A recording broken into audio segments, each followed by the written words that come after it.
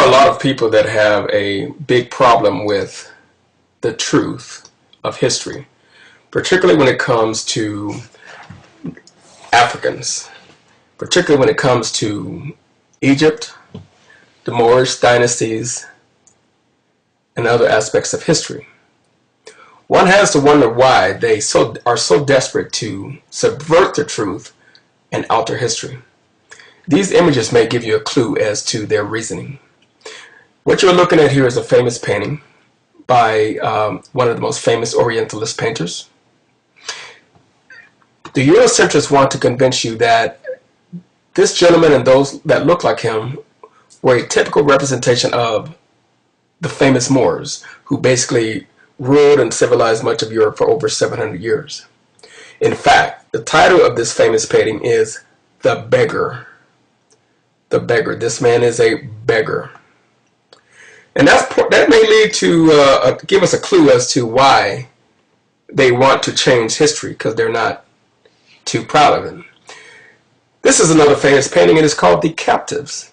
Now see, the Eurocentrists want to make all of the North Africans white, when this is a representation of white North Africans. This man who is the beggar, and these ladies who are the captives. They are a member of the harem of the Moors. What did the Moors look like? The Eurocentrists want to make the Moors white. This is a famous painting called The Guard of the Harem. That is a Moor.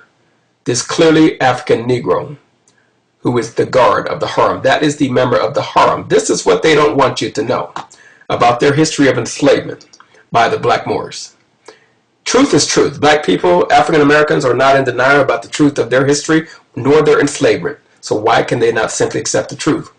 This painting is called the Hammam. The Hammam was a Moorish bathhouse. Historically, many Europeans considered it a sin to even take a bath, and they did not bathe. So one of the things that the Moors did is they introduced over 700 bathhouses to Spain and much of Europe. This is the man who's running it, the black man, the Moor. This is called the letter. The man who is reading the letter is also the black man, the Moor.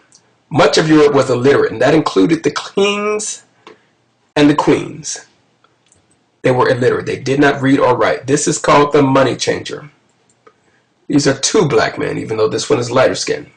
I want to go through these images much quicker. This one is called the rug merchant.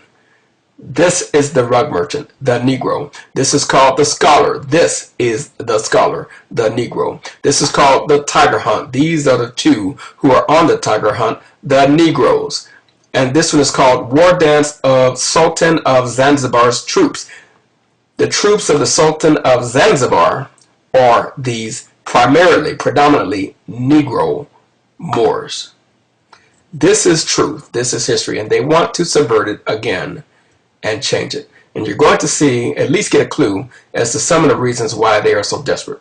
This one is called the Tribal Chief Swearing Fidelity to the Sultan of Morocco. It was printed in 1892. Take a good look. These are not Caucasians. That's what they want to do. They want to make everybody white. This is called the tiger hunt. The Moor is on the tiger hunt. And in this painting, this image, it is called the Sultan. Okay? As you can clearly see, this is a Negro.